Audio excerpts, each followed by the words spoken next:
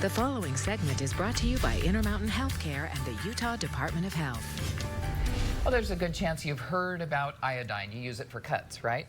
Well, we have Sarah Browning here. She's a registered dietitian nutritionist at Intermountain McKay Hospital, and we need to get iodine in our diets as well. We absolutely do. So at the beginning of the 1900s, the U.S. government had iodine added to table salt. Right. So what we normally see.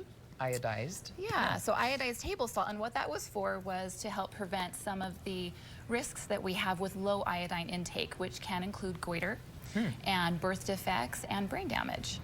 So with our recent trends of having, gourmet salts, people are eating less dairy, less bread, there is some risk with having inadequate iodine in our diets. Okay, well, how can we get it then? Iodized salt. We don't want to do too much salt because that's bad for you. Yeah, we don't want to do too much salt. So the good news is there are other sources that you can get your iodine from. Okay. So we have a great example right here, which is kale. And I picked up some kale chips. This is something that I enjoy.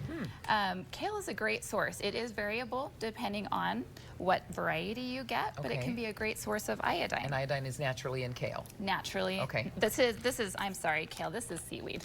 Oh, that's I seaweed. Misspoke. Okay. This is seaweed. Same thing. Yeah.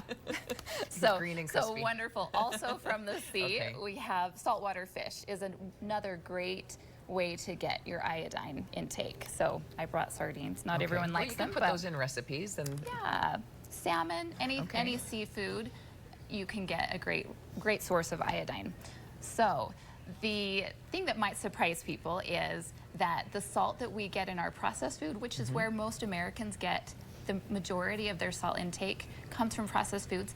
It's not going to have iodine in it, most likely. So just keep an eye out on stuff. Yeah, keep an eye out. So adequate intake for for anyone over 14 years of age is 150 micrograms. Okay. So as long as you're kind of watching that, make sure you get enough in your diet, you're going to be healthy. Okay. Magnifying glass to check the iodine. Yes. Okay. Let's head on over to meteorologist Lindsay Storrs.